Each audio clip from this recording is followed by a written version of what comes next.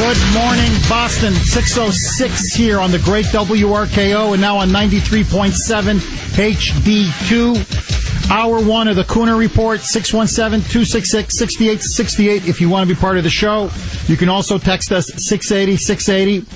A lot to cover today. I got to tell you, this story, this morning when I was, doing my show prep, going through everything, had me on the floor.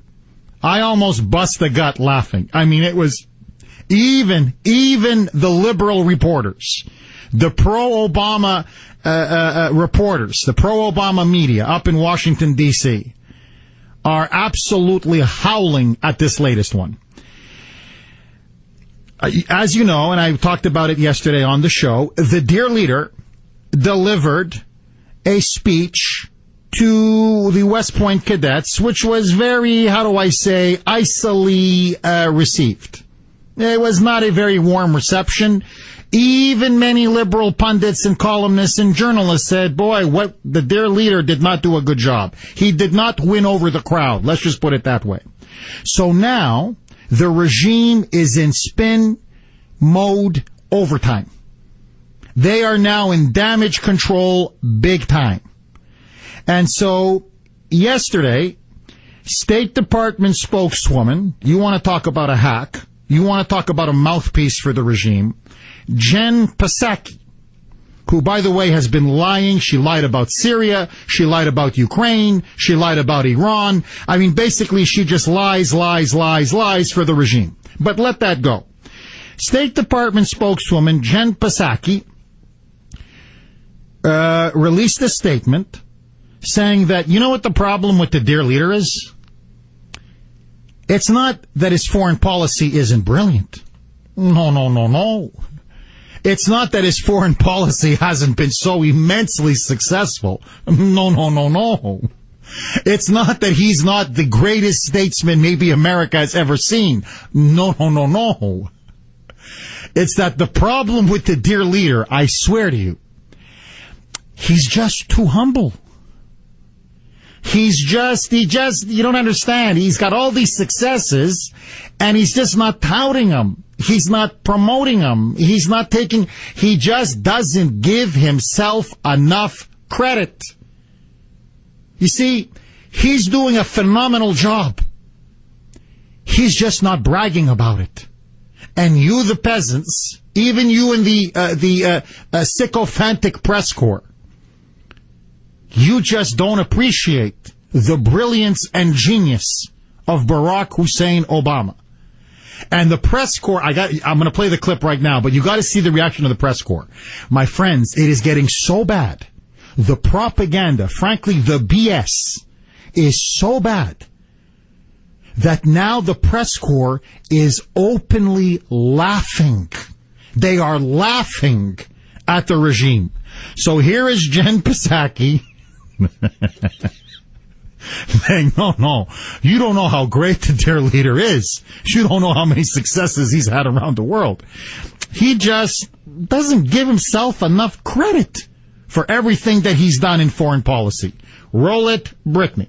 I would argue the president doesn't give himself enough credit for what he's done around the world, and that's how the secretary feels too.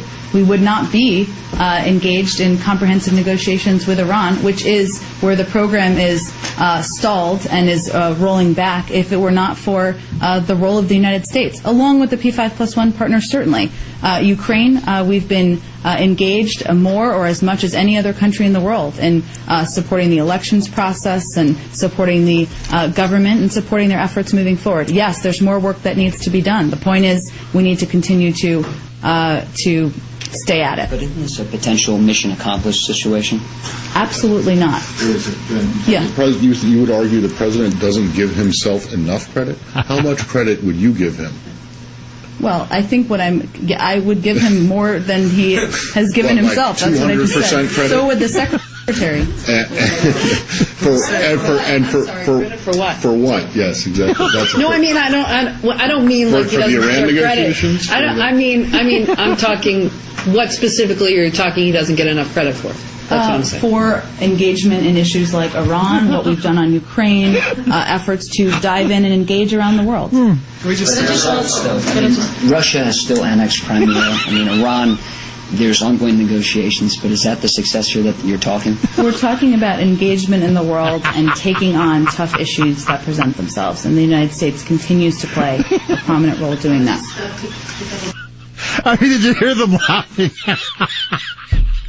I swear, these guys, these libs, I gotta tell you, they're good for a couple laughs. I swear, the BS. No, he just doesn't give himself enough credit. Well, but credit for what? I mean, how much credit you want him to take? Like, what, 200%? I mean, how much credit? No. Well, we've engaged. Well, what does that mean, you've engaged? No, well, we've engaged. You know, we talk to people. We're dealing with tough issues. Okay, have you solved any tough issues? So, just very quickly, how the hell? Ask the Ukrainians if Obama's foreign policy has been successful. Ask them. Every time I look at that country, it's getting smaller and smaller by the week. So Russia now has annexed Crimea. It's gone. Eastern Ukraine, southern Ukraine, you now have pro-secessionist movements. That's pretty much gone. The Ukrainians ask for weapons. What does the dear leader say? Niet.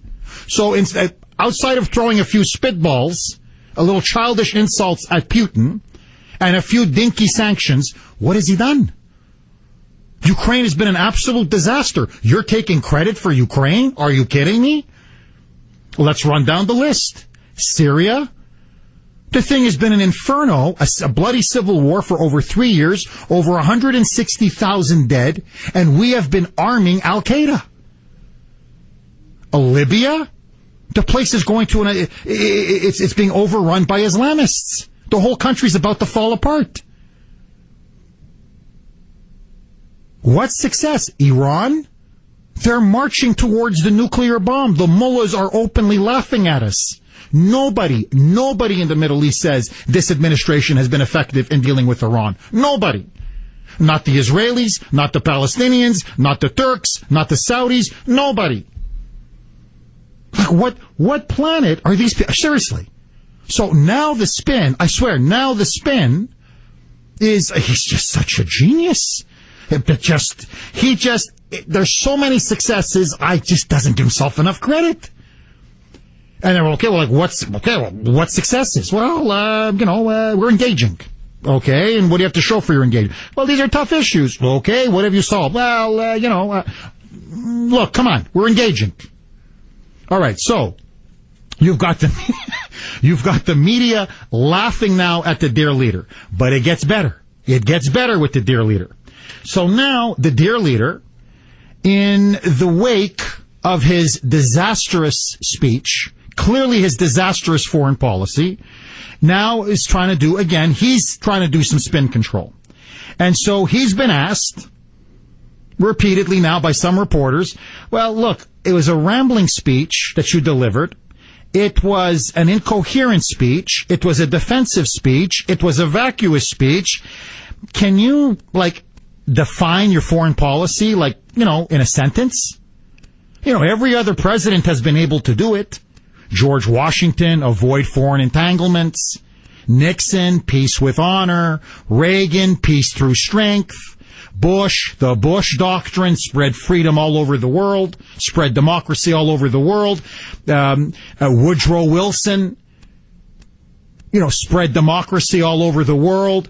What is your foreign policy? Can you explain your foreign? So NPR asks the dear leader point blank, a lot of people didn't quite get your speech, didn't understand what the point was. So for all of us peasants out there, because you're just such a genius, can you explain to us why? The thinking behind your foreign policy, why it was such a rambling speech. So can you just succinctly put it to us, very, very clearly, very concisely, in one sentence, what is your foreign policy? And I swear to you, the dear leader says, well, my foreign policy is it's so sophisticated. Well, you know what? Let him speak for himself. Roll it, Brittany. I'm not sure I can do it in a sentence because we're fortunate in many ways. We don't face an existential crisis. We don't face a civil war. We don't face a Soviet Union that is trying to rally a block of countries and that could threaten our way of life. Instead, what we have is, as I say in the speech, this moment in which we are incredibly fortunate to have a strong economy that is getting stronger, no military peer that threatens us, no nation state that anytime soon intends to go to war with us. Yeah. But we have a world order that is changing very rapidly and that can generate diffuse threats, all of which we have to deal with. And I think the most important point of the speech today for me is how we define American leadership, in part, is through our military might, but only in part. That American leadership in the 21st century is going to involve our capacity to build international institutions, coalitions that can act effectively, and the promotion of norms, rules, laws, ideals and values that create greater prosperity and peace, not just in our own borders, but outside as well. For everybody. Yeah, peace and prosperity, but for everybody. I understand that, dear leader. This guy cannot explain his foreign policy in one sentence?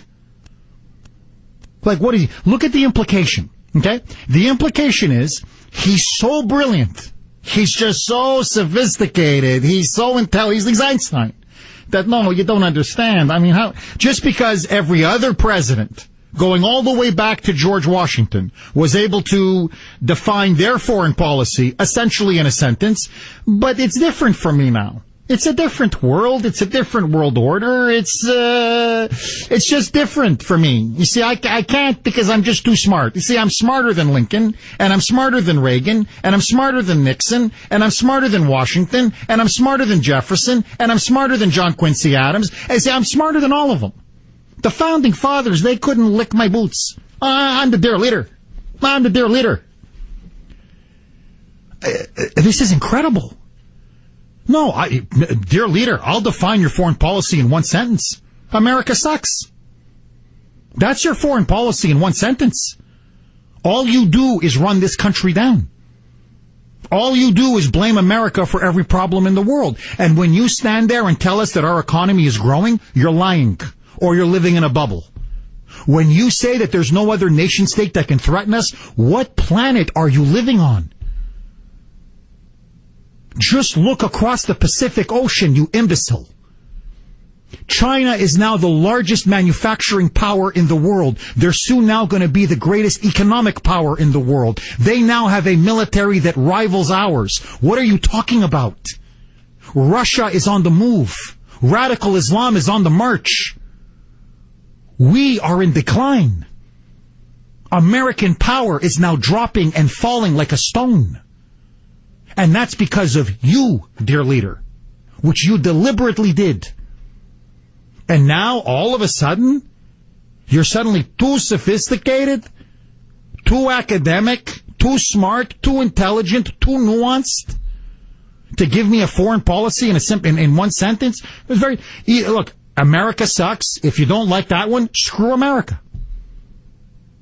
Here, it's 2 words. I don't even need a full sentence. Screw America. And if you want, go comma, radical Islam rocks. Here, screw America, comma, radical Islam rocks, exclamation point. So let me ask all of you this, my friends. The dear leader says he cannot define his foreign policy in one sentence. He's just too smart. He's just too cerebral. How would you define his foreign policy in one sentence? I say it's America sucks. What would you say, Boston? 617-266-6868. Can you define Obama's foreign policy in one sentence? I want to hear from you. 617-266-6868. All of your calls. Next. I would argue the president doesn't give himself enough credit for what he's done around the world, and that's how the secretary feels too. We would not be engaged in comprehensive negotiations with Iran, which is where the program is stalled and is rolling back, if it were not for the role of the United States, along with the P5+1 partners, certainly. All right, so I got to replay this. I'm sorry, it's just so funny. All right, so, by the way, Jeff Kuhner, Boston's Bulldozer, on a rocking Friday. Weekend is basically almost here, my friends. 617-266-6868. The dear leader, right, he had this meandering speech. We've covered it extensively. Even the libs said it was a disaster of a speech, okay? Even the libs. At least most of the pundits. And so NPR, he's trying to do damage control. So NPR is like, look, basically what they're saying is, we don't understand what you were saying. Like, you made no sense. So can you just, like, you know, in one sentence, like, just lay it out for us. What is your foreign policy?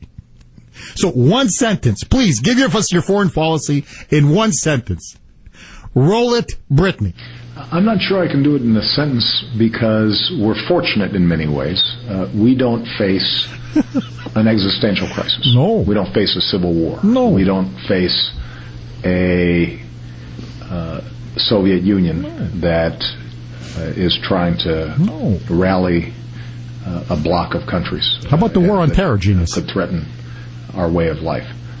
Instead, what we have is, as I say in the speech, climate change. This moment in which we are incredibly fortunate to have a strong economy. Booming. It's getting stronger.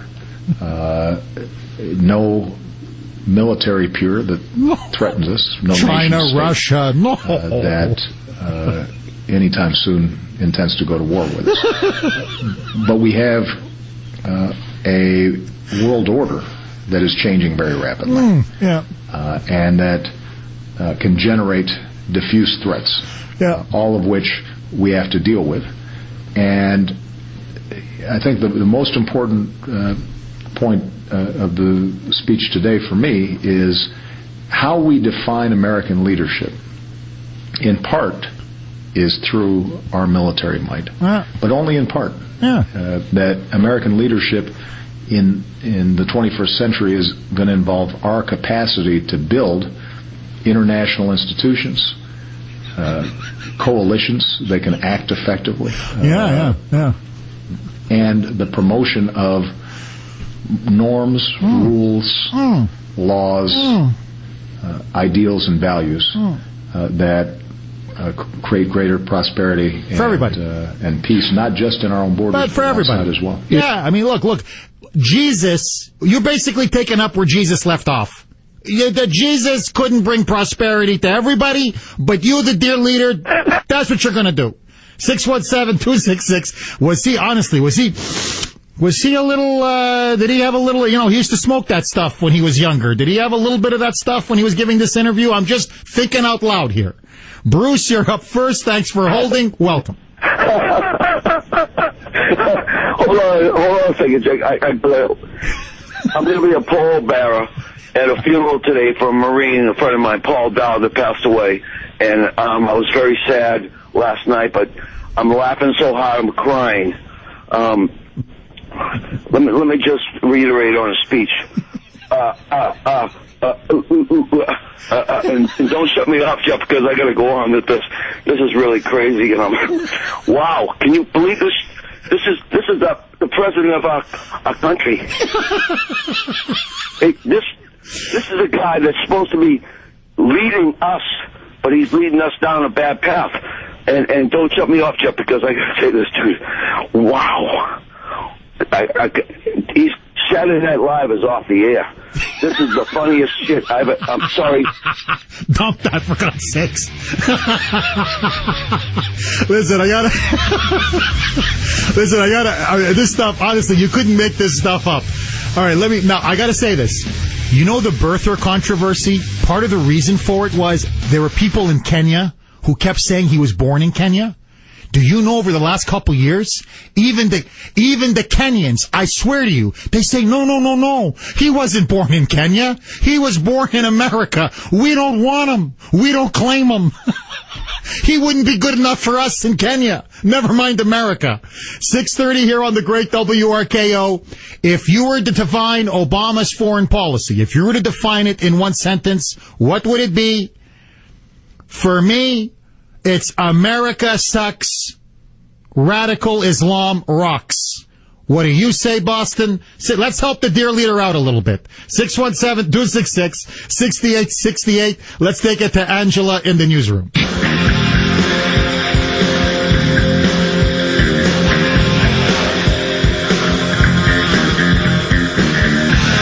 6:37 here on the Great WRKO.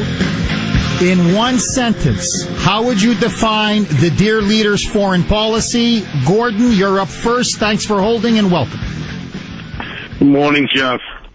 Hey, Gordon. I can sum it up in one word: success. But the emphasis is on suck. Brenda, you're up next. Go. I don't have an actual one sentence for this, but I wanted to piggyback on what you just said. You had mentioned that Obama might be still doing something, and I was thinking that same thought at the same time you said it. I've been saying for a long time that I think that he's been hit the bong this whole presidency. After hearing something like that, and I'm not even fully awake, Jeff, I haven't had my coffee, I'm trying to finish dishes from last night, I couldn't help but call in just to say that I do believe he's still hitting the bong. I don't know what the hell he's talking about. He's trying to act and sound all super intellectual. Well, that doesn't work for us. That doesn't work. That may work for the low information voter, like, oh boy, did you hear what he said? But when you put it all together and string it all together, it says absolutely nothing. It's a bunch of gobbledygook. I think he needs another hit. Thank you for that call, Brenda. 617-266-6868. Kevin, you're up next. Go. Kevin. Hello, Kevin. Hi, Jeff, good morning. Hey, good morning, Kevin. You know, Jeff, American exceptionalism used to be about being the best. It used to be about showing the rest of the world that freedom and democracy were important. This is liberalism on a world stage. This is the everybody gets a trophy foreign policy.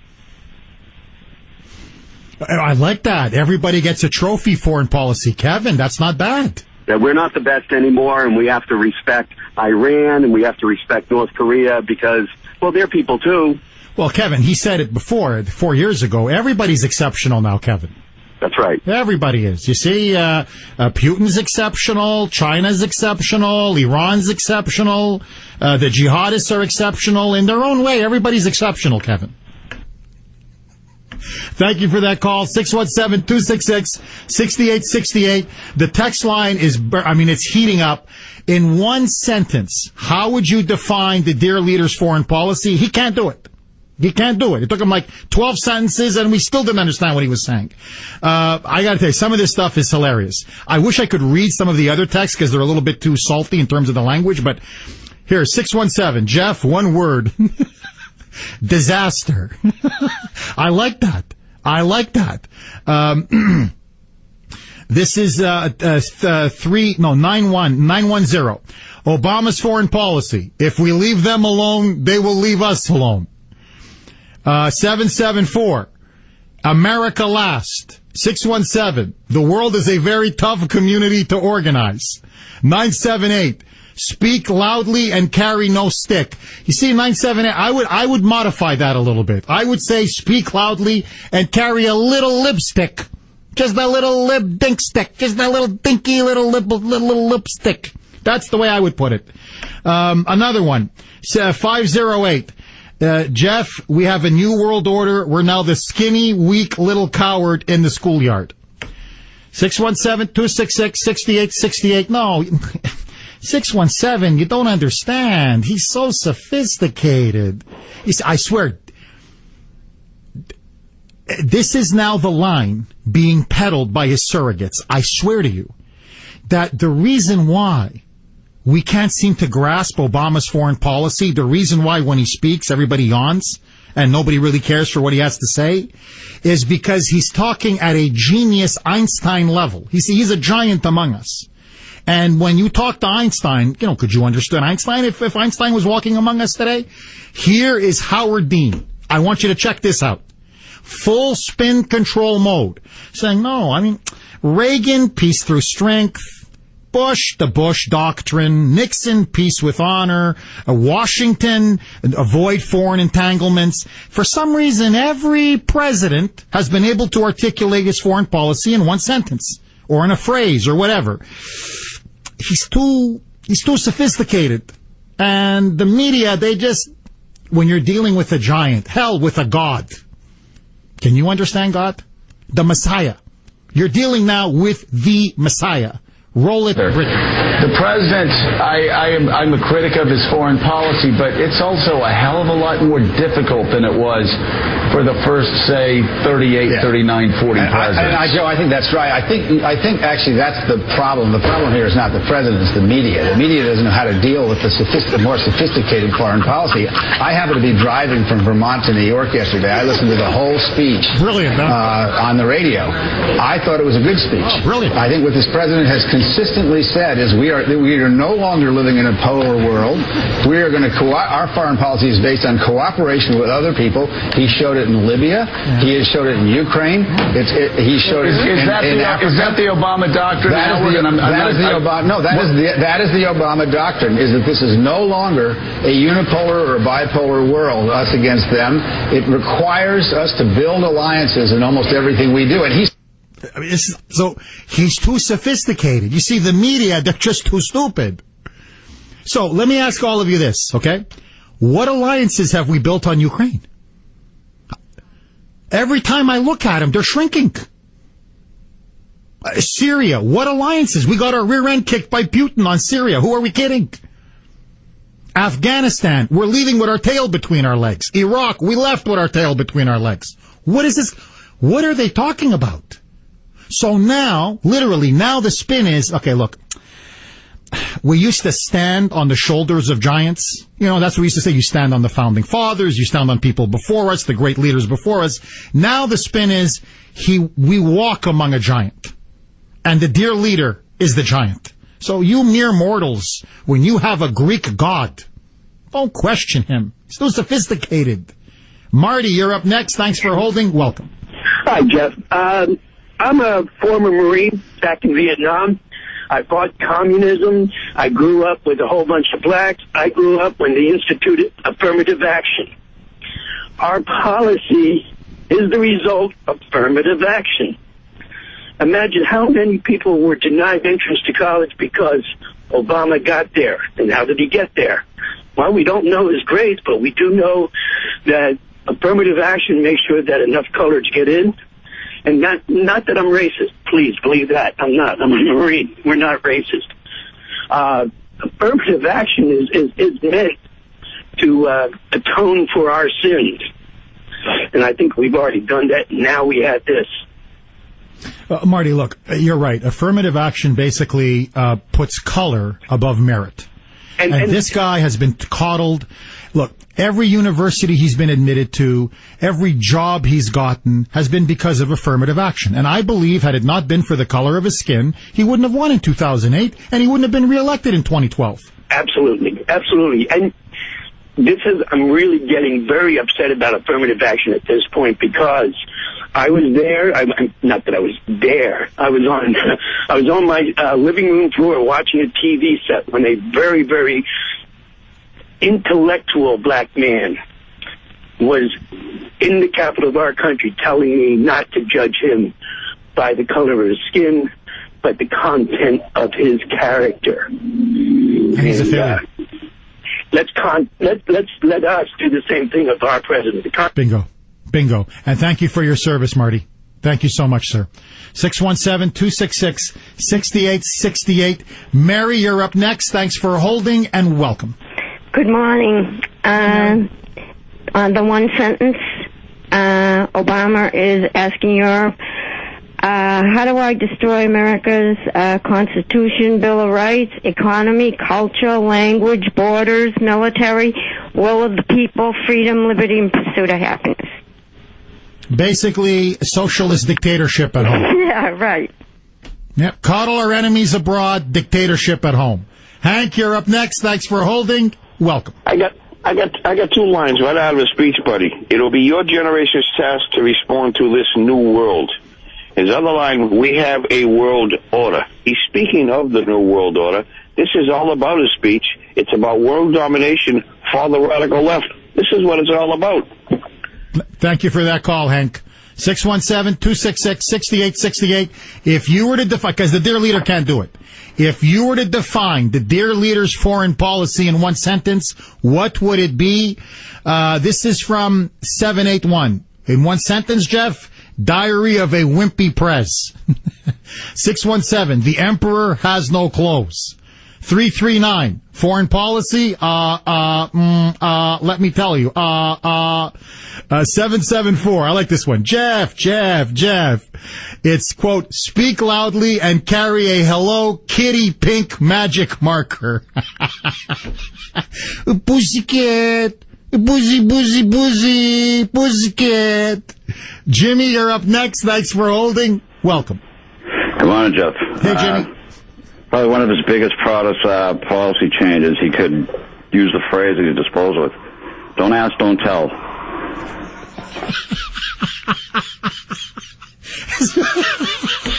Don't ask him anything and he doesn't tell us anything. Tom, you're up next on WRKO. Go ahead, Tom. Jeff, you just don't understand how he is, what a great job he's doing, just don't appreciate it. You know what Putin said the other day? He says, let Ukraine go out and join NATO and see what happens, Tom, listen, we have Putin over a barrel now. According to the dear leader, the Russians are on the run. That the window he keeps saying on Russia is closing. I'm looking at Ukraine. The window on Ukraine is closing. Any more support of the dear leader, they're lucky if they keep Kiev. I mean, if the Ukrainians are listening, listen, don't hitch your star to this guy. You're going to lose your capital pretty soon. With how much he's helping you. 617-266-6868. Russell, you're up next on the great WRKO. Shoot, Russell. Morning, Jeff. How are you? I'm good. How are you, Russell? Oh, can you hear me? I can hear you. Can you hear me, Russell? I'm here. Hey, listen, I have his foreign policy in one sentence. A stronger world through a weaker America. I like it, Russell. I like it. 649 here on the great WRKO. Brittany, let's take it to Rush Limbaugh.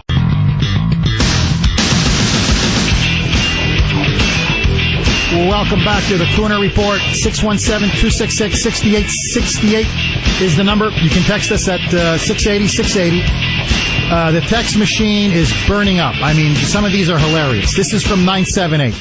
America, we bow to everyone. This is from 978. Obama's foreign policy in one sentence, don't shoot, take my gun. Another one, crap. That's it, just one word, crap. Another one, 978, a call to parentheses, Michelle's arms. 617-266-6868.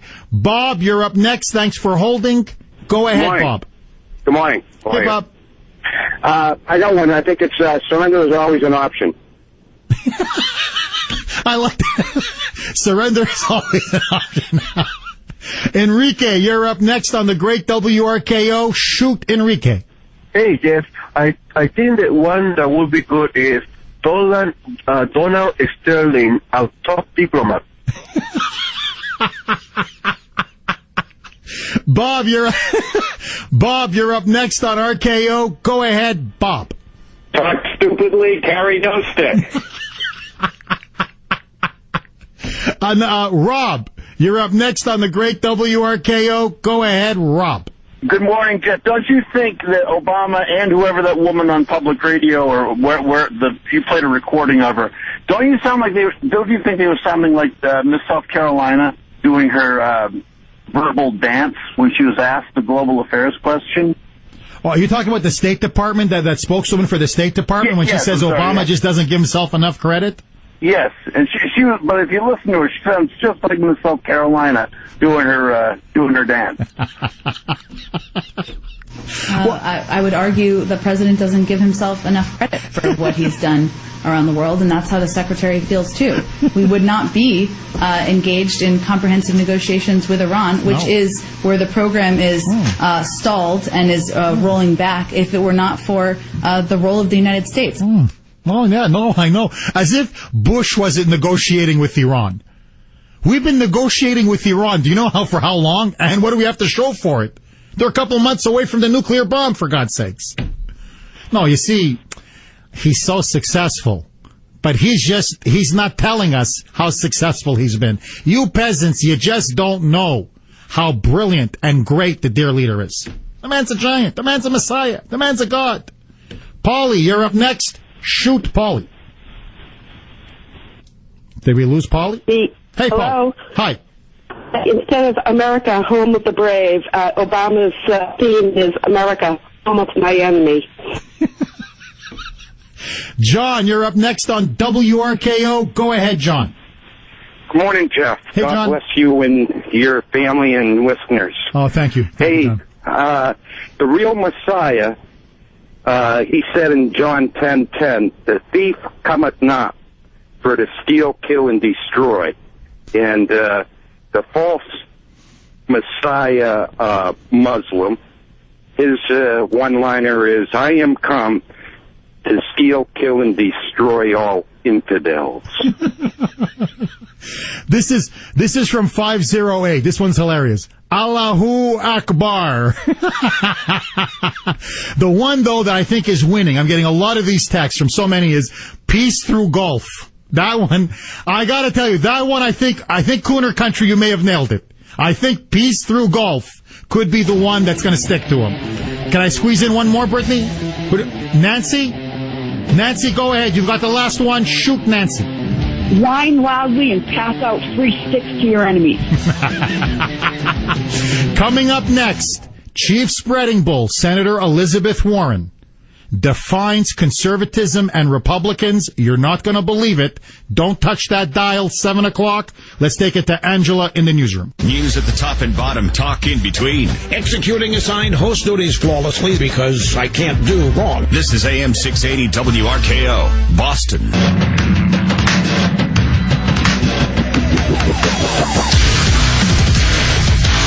7:05 here on the great WRKO and now on 93.7 HD2.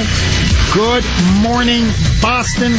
Jeff Kuhner, Boston's Bulldozer. Hour 2 of the Kuhner Report. 617-266-6868. You can text us at 680-680. So, Elizabeth Warren, Granny Warren, I like to call her Chief Spreading Bull, is back in the news. And have you noticed, with all of these moonbats and progressives, that these hard left-wingers love to define conservatives and Republicans? They never want to really tell us what they're about, what their true goals and agenda is. Socialism, collectivism, a war on capitalism, basically the creation of some kind of a Marxist state in the United States of America. They never want to tell us what their true goals and ambitions are.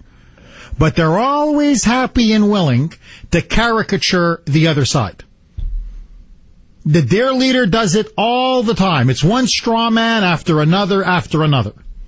And so Chief Spreading Bull, who keeps insisting that she's not going to be running for office, for the presidency in 2016, that she's not going to run for higher office, that she's happy where she is now. And I got to tell you, by the way, just as a very quick aside, what is it with all these politicians in Massachusetts? How come nobody's just happy representing the Commonwealth of Massachusetts? Bill Weld wasn't happy. He had to leave and wanted to leave by the end of his, during his second term, go off to become a diplomat and an ambassador. Mitt Romney couldn't wait to leave the governorship to run for the presidency. Chief Spreading Bull, Jean-Francois. It's like, what, but being senator from the state is not good enough? Mini-me, Deval Patrick? Like, why does everybody think coming to Massachusetts and getting elected to a very high, prestigious position, governor's a prestigious position, being a senator is a prestigious position. How come that's just a stepping stone? It's incredible to me. But anyway, but let that go. So, Chief Spreading Bull, who keeps insisting that she's not interested in running in 2016. I don't believe her, by the way, but let that go. Is now actively campaigning around the country, trying to help other liberal Democrats win tough elections. She's raising money. She's actively going out there trying to galvanize the grassroots. And now her ploy, her strategy at every turn is to play either the race card, to play the gender card, and of course what she excels at is the class warfare card. So here you have this woman who openly brags about being the intellectual inspiration for the Occupy Wall Street movement. The very movement whereby people blocked traffic, defecated on police cars, destroyed private property, destroyed windows at McDonald's, at Starbucks, launched a huge riot in Oakland, California, burned down the port, essentially, where several people were killed. And she takes credit for this, for basically encouraging anarchy and lawlessness. And she's proud of this. And what I find incredible, as she's basically encouraging street protests and mob rule, she dares to call Ted Cruz and Rand Paul and Mike Lee and Tea Party Republicans extremists. Her people refer to me as an extremist. Jeff Kuhner is the extremist. So, let me get this straight. You're actively encouraging people to go out and illegally occupy public squares. They're burning down ports, destroying businesses, destroying police cars, and I'm the extremist? When we had our rally for Justina Pelletier at the State House, we made sure we were allowed to go there. Everybody that came protested lawfully, peacefully. No private property was damaged. No shops were looted. Nothing was set on fire. In fact, people were so respectful, so polite, so nice, we left the place cleaner than when we arrived. But we're the extremists. So now Chief Spreading Bull is now on the warpath. The chief is on the warpath to try to define conservatives and Republicans. And check her out. She was at a major fundraiser to help re-elect Senator Jeff Merkley. He's an uber-liberal Democrat from Oregon. It was an event held Wednesday at the Portland Hilton Hotel at $100 per ticket price tag. Ooh, Chief.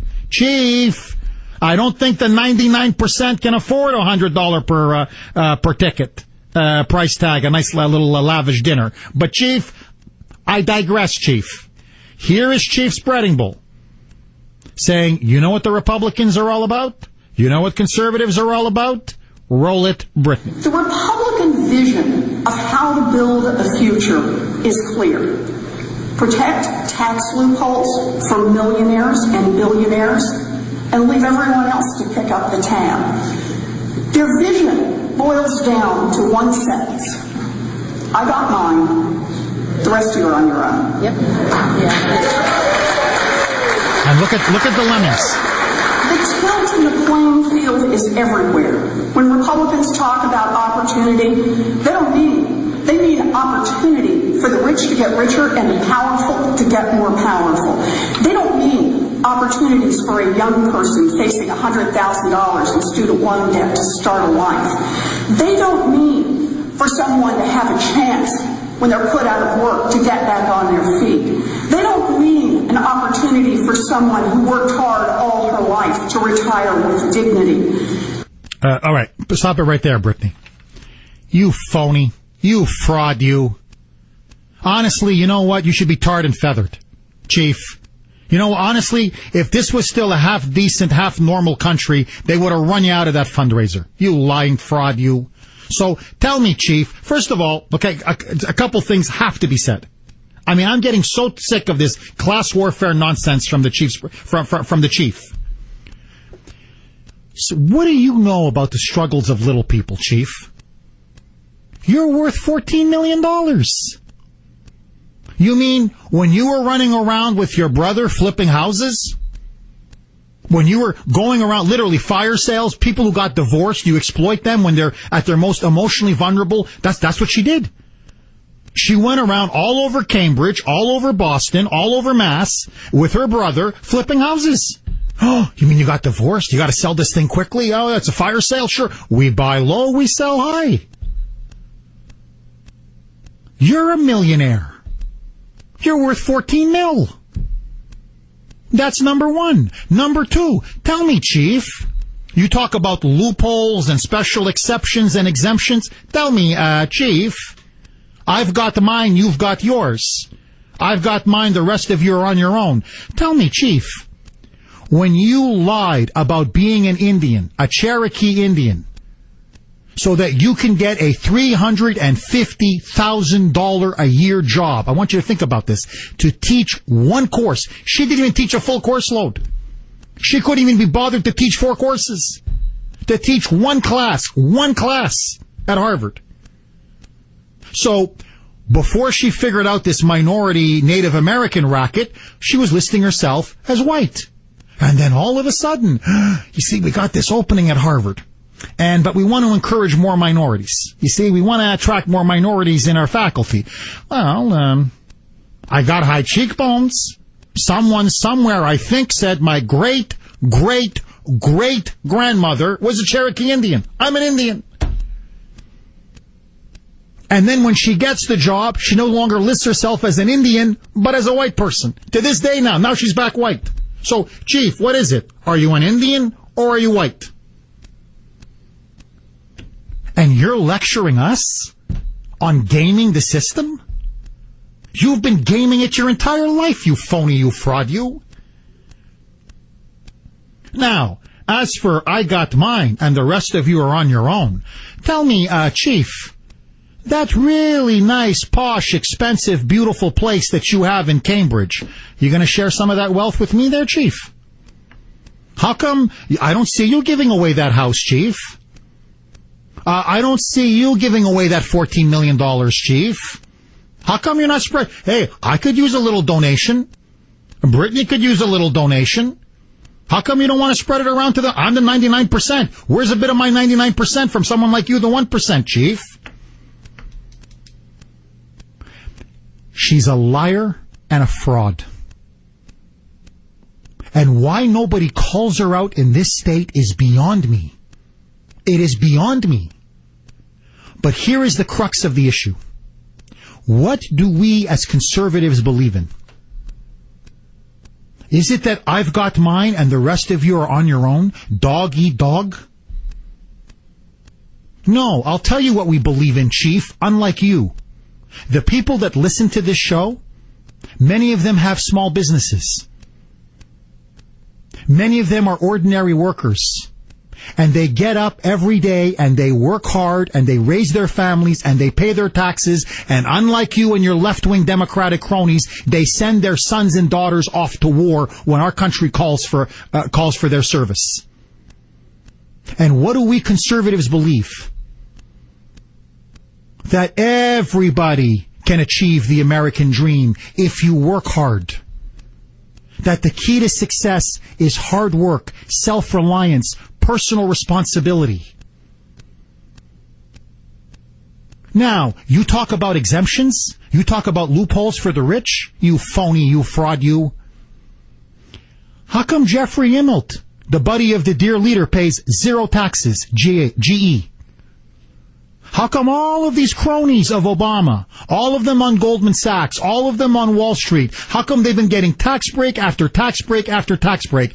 Warren Buffett pays zero taxes. Zero. He is the biggest fraud in this entire country. And then they bring his secretary and say, oh, how come she pays more in taxes than he does? Something is wrong. Because he's got shyster lawyers tied to the regime, tied to the Obama administration, who are giving him loophole and favor after another. Your party is in bed with Hollywood. All they get are exceptions and loopholes. Your party is in bed with Wall Street. All they get are exemptions and loopholes. You, when you were doing your little phony little law routine here, how many insurance companies did you bail out, Chief? How many insurance companies did you stand there and work for and shill for? Oh, as the expression goes, she weeps, but she takes. This woman is a fanatic. She has no idea what it is to be a Republican. She has no idea what it is to be a conservative. Conservatism is very simple, really. It's very, very simple. That the greatest system of wealth creation the world has ever seen is the free market. Look at American capitalism. Do you think we have so much food in this country today because of government? Our biggest problem today, my friends, the biggest problem in human history has been starvation and scarcity. We have an obesity problem. We create so much food in this country that is readily accessible and relatively cheap. We're all becoming overweight, or most of us are. Who do you think created the automobile? The government or the private sector? Who do you think created the airplane? The government or the private sector? Who do you think created computers and computer technology? The government or the private sector? Every major innovation in human history, for the most part, has been done through the private sector. Now, here is the crux of the issue. Why is it that capitalism, freedom, economic freedom works so well? Why? Because if a businessman does not pay his workers enough money, they're not going to work hard for him. And number two, as Henry Ford explained, and then the other car owners followed suit in the 1920s, we need somebody to buy our vehicles, to buy our cars. So if you don't pay the working man enough money, where are you going to make your money from?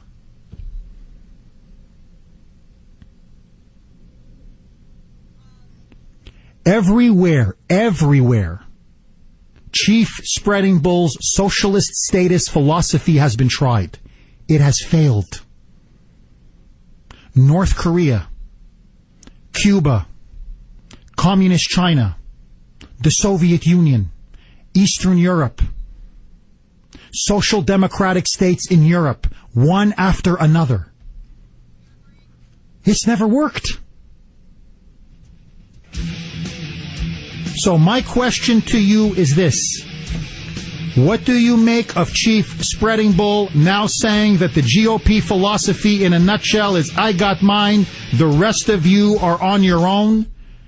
Is she now just peddling more snake oil? And do you think Elizabeth Warren is the future of the Democratic Party? 617-266-6868. Could we have the first woman Indian Native American president of the United States? All of your calls next. The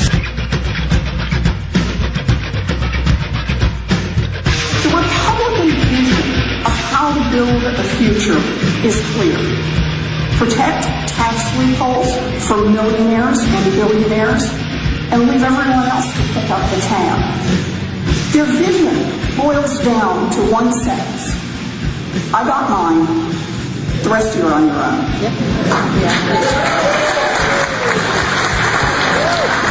The tilt in the playing field is everywhere. When Republicans talk about opportunity, they don't mean it. They mean opportunity for the rich to get richer and the powerful to get more powerful. 7:25 here on the great WRKO. Jeff Kuhner, Boston's bulldozer, cleaning up the liberal bull. By the way, do you know that, Chief Spreading Bull is just spreading a lot more bull. She does not pay the higher income tax rate. This one who keeps saying, soak the rich, soak the rich, soak the rich. Look it up. She's worth $14 million and counting. She's gamed the system with her accountants. She does not pay the highest income tax rate. Chief, spread some of your own wealth around. I wouldn't mind a nice little place in Cambridge. Why don't you open it up to the masses, Chief? 617-266-6868. Joanne, you're up first. Thanks for holding and welcome. Hi there, Jeff. I did go Saturday. It was very wonderful. Thank you for coming, Joanne. That.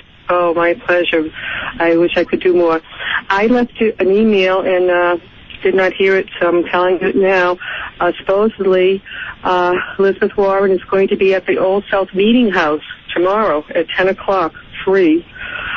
She's there to promote her book and someone else's book, Thomas Piketty, and she's promoted as an expert on the pressures facing middle-class families. And her book is called A Fighting Chance, which chronicles, that's what they say, chronicles her battle to save America's working class. And Thomas Piketty, his book is called Capital in the 21st Century, which talks about long-term income inequality, covering over 20 countries and dating as far back as the 18th century. That's what's going to be happening or going down tomorrow. Yeah, Joanne, that book by Thomas Piketty is being really promoted hard by the left. Paul Krugman, every one of them. Look, the book, by the way, has been shown that there are a lot of faults with it, that he manipulated the data to try to get the desired outcome. But the deeper point is this, okay? It is the Democrats who have been enriching themselves. It is Chief Spreading Bull who is part of the 1%. She doesn't give a damn about the working class. She never gave a damn about the working class. If she cared about the working class, would she be for flooding this country with illegal immigrants? If she cared about the working class, would she want them to pay for their taxes to keep going for people on welfare? If she cared for the working class of this state and of this country, would she demand that we rack up such a high debt that basically now that's going to bankrupt them and their children? She's a liar. She's a complete fraud. 617-266-6868. This is from 401. You can text us at 680-680. Nailed it. What is more scary? Listening to Liz peddle the class warfare shtick or hearing the lemmings in the audience lapping it up? I think the latter is what bodes poorly for the country. No, I know. She's selling that snake oil? And there they are.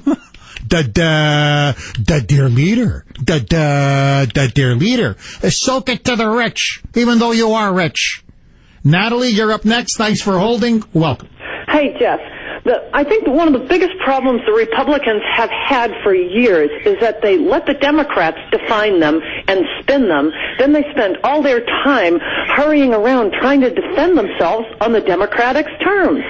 And I wish one of them would be brave like you when you gave that rant about I am an extremist. If we could get a candidate that would say the things that you said, I think that the voters would just so resonate with them, and they would rally around a message like that. But nobody will do that. No, we just play catch up on these ridiculous charges from somebody like Liz Warren when she goes on about I've got mine, and, the Republicans don't want you to have yours. It's like, oh, really?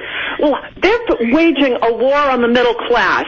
Whenever a middle-class person works hard and tries to get ahead, the Democrats throw a roadblock in front of them to take away what he's worked so hard for.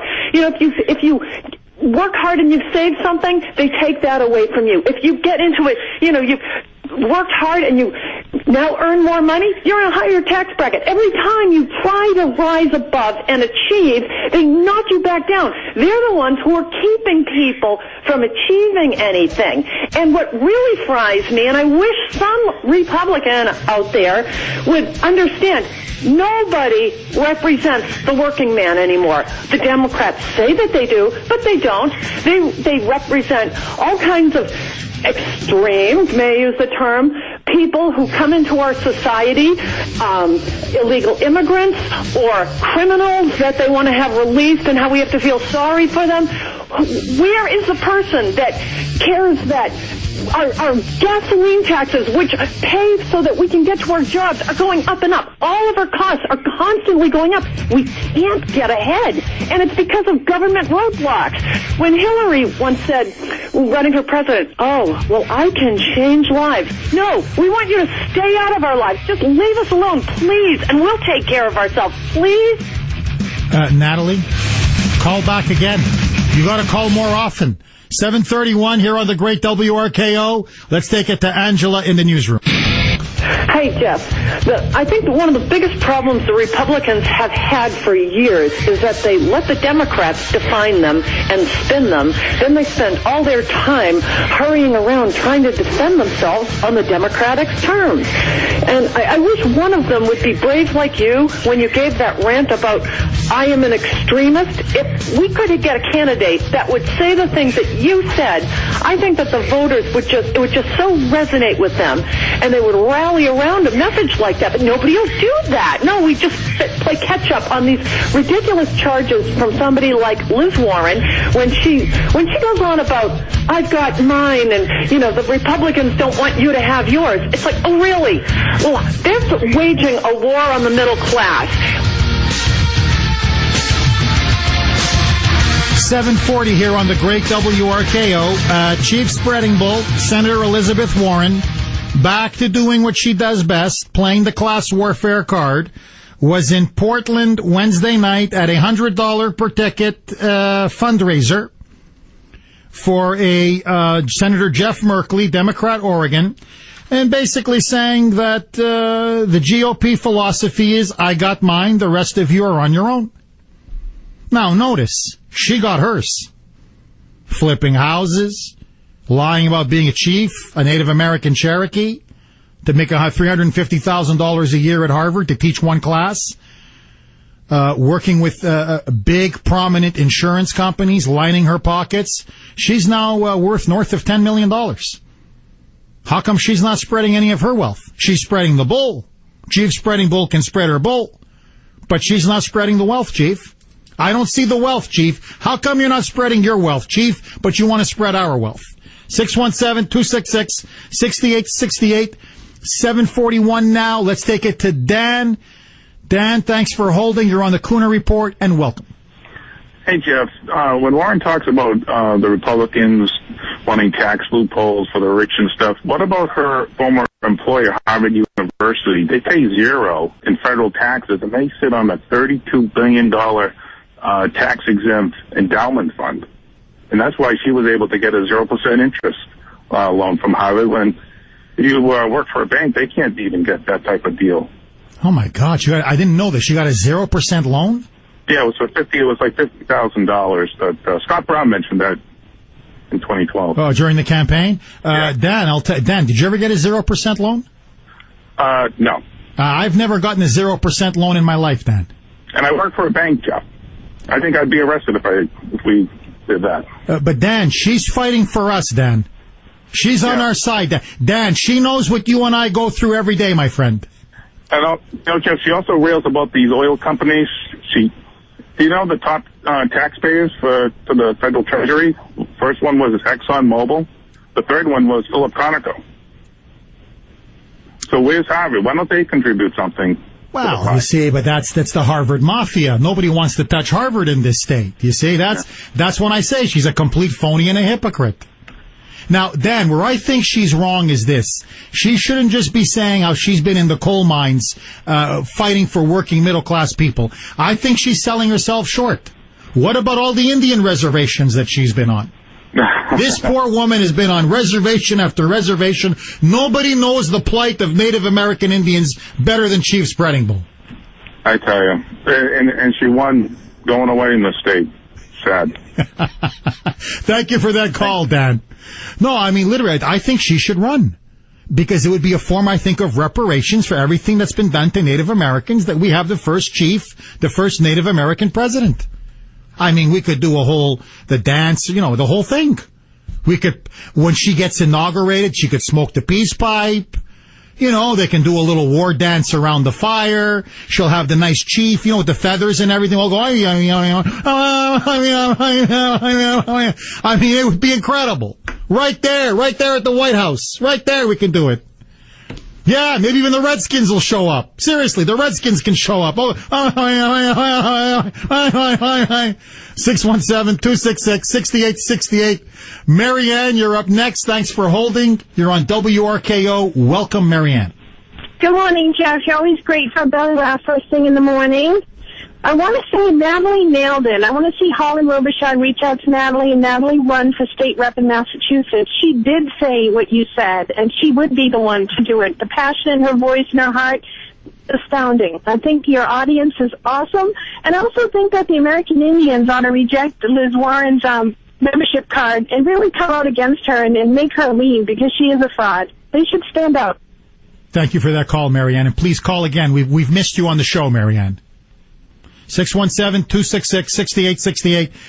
When the 2012 election was on between Scott Brown and the chief, I had a couple of people out in Oklahoma, genuine Cherokee Indians. I really felt bad for them. Honestly, they're serious about their heritage. They're very proud of their Native American heritage. And they literally did an exhaustive look at her genealogy. And they said, look, this great-great-great-grandmother shtick, even that was a lie. So, to me, it's so obvious. Look, the thing about being a Native American, in all seriousness, it's one of the few, what do you want to call them, ethnic groups where there's a card. They give out cards. And I believe their standard is you have to be half Native American. In other words, mother or father, 50% Native American blood. That's what it takes to own a casino. That's what it takes to be considered, a genuine member of any tribe. She doesn't have the card. She could never get the card. Even by her own story, she couldn't get the card. So, to me, it's very simple. Either you have the card or you don't have the card. She doesn't have the card. 617-266-6868. She has the Spreading Bull card, the BS card, yes, but not the Cherokee Indian card. Comrade John, how you are, comrade? He's an Indian outlaw. In Cherokee or Choctaw, her granny wasn't no Chippewa. She's a lying kind. All her friends call her dirt for. Worth 14 or more. Lying all the time. What that do is we have to start showing up at these events of hers and infiltrating. And bring facts on a big board. Irrefutable facts. Because one time I ran into Nikki Songus at the Owl Diner in Lowell. The minute she opened her mouth to me, she couldn't wait to get out of there. I ran her out the door, Jeff, and we can do the same here. Good for you, buddy. Brittany, can we track down that song? Let's track down, in honor of Chief Spreading Bull, to honor her Indian American, her Native American heritage. Sly, you're up next. Thanks for holding. Welcome. Oh, hey, Jeff. Yeah, you had a texter a little while ago. It's, what's worse? This Warren standing up there lying and manipulating and deceiving, or the clapping seals in the audience clapping and cheering her on. And it's funny that they texted that in, because that's what I was thinking. That's what made me call in today. Those clapping seals, let me tell you something.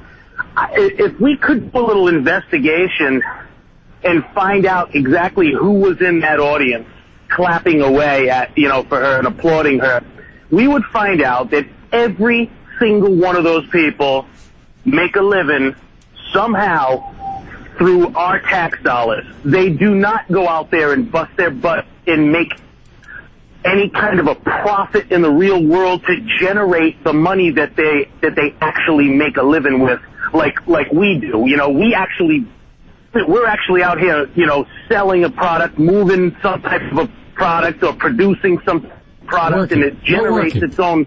We're earning our keep out here. That's right. They're paying and generating tax money. See, they live off our taxes, Sly. Absolutely, and I bet you not one of them works in the private sector. They're either in the academic world, the bureaucrats, and they love that. You know, I work for a private company, a trucking company.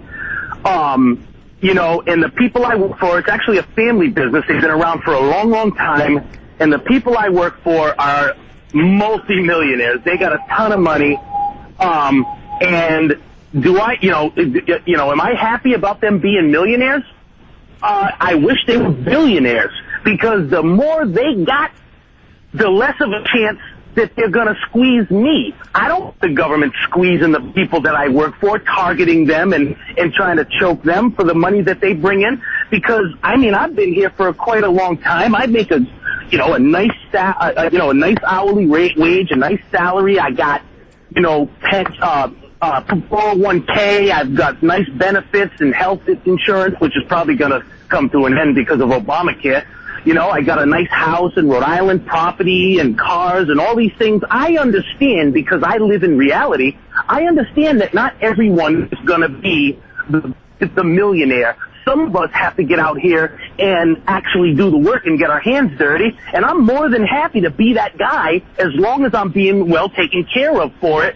And if the government is squeezing the people that we work for, we're going to have less and less. Bingo. That's reality. Bingo. Well said, Sly. 617-266-6868. You can text us at 680-680. This is from 603. Jeff, this is why Massachusetts is a laughingstock. No, I know. I know. This is from 978. Jeff, Granny would be the first commander-in-chief, quote unquote. This is from 978. She also practiced law from and in around Massachusetts without passing the Massachusetts bar. No, I know. She's a complete fraud. The woman is a complete fraud. Steve, you're up next. You're on WRKO. Shoot, Steve. Thanks, Jeff. Listen, Jeff, it was a pleasure meeting you Saturday down at the Cape. Oh, thank you. It was great seeing you, Steve. Listen, she never talks about how she made her money with her brother in Oklahoma. They bought foreclosed property, they fixed it up, and they sold it. But did they ever give... Steve, what happened? Did we lose Steve? Yeah, look, I'd like to look at those taxes. I'd like to see if she paid her fair share. The house flipper. I'd like to see if the house flipper paid her fair share. Gary, you're up next. Thanks for holding. You're on WRKO. Go ahead, Gary. Good morning, Jeff. I just want to, I'm a little nervous on the air, so I just want to do the best I can here. I call in all the time. I'm a business owner of 30 years in this state. And I'd just like to explain to the listeners what the Democratic Party in Massachusetts does to us business owners. It destroys the family, and they destroy the business. And how this happens is, I used to have like 150 customers, Jeff, and now I have 50 customers. Because what happens is the more customers you have, the more workers you need. And the more workers you need, the more money you're going to make. And the more money you make, the more money they take. Excise taxes, state taxes, liability, commercial insurance, all these kind of things, workman's comp. Everything, it adds up and adds up and adds up. So what's happened over the last 6 years, Jeff, I've personally downsized my business, and I make more money by downsizing. So what they're doing is, instead of me hiring people and moving the economy by buying a truck or a trailer or a mower and supplies and bushes and gasoline, I'm just not buying anything. And they're going to run out of money, because I don't understand how much longer this can continue. They're hurting us business owners, Jeff. So to hear those listeners and those people in the background giggling when she says this, the mindset of a business owner, Jeff, to hear that giggling, it eats at my core, because they have no idea what working 80 hours a week or 70 hours a week is for 5, 10, 15 years to get ahead, and to just give it to people that don't want to work. And when your bills are paid, Like my welfare neighbor, Jeff, you can live very well on $30,000 a year, and they make $50,000. And I don't know, Jeff. I mean, this is what's been going on. I'm a business owner, and it's really tough. It's almost, my wife and I are almost ready to just wrap it up in a couple of years because it's just not worth the fight anymore. Now, Gary, when you say wrap it up, you mean move out of state, or you mean No. I've actually asked my wife to move out of state 8 years ago, and she doesn't want to do that because her family's here, which I can fully understand, you know. But no, like out of business, Jeff. No more business. Close down your and what? Go on welfare, or like make your $50,000 a year on welfare? No. You see, Jeff, I know money very well, even though I'm not that well educated because I'm a street guy, and I learned very slowly and methodically of how to do this. And what I've done is I've invested all my money in real estate. And the rental property pays for itself, and you can deduct all the repairs on the house, and eventually my bills are paid, my house is paid, and this is how you do it, Jeff. I can live on $50,000, $40,000 a year with my wife not working. But I'll tell you one thing, Jeff. I'm not going to give them $2,500 a month for health insurance. No way. No way. That's a whole house I can afford. Another house I can afford to move the economy, or I can give them the $2,500 to pay for my neighbor. What would you rather me do? Gary, thank you for that call, my friend. I hope the Democrats are listening, because what Gary is telling you is this state is going to go bankrupt if you keep killing the goose that lays the golden egg. 617-266-6868 is the number. Don't touch that dial. A lot more to come right after this short break.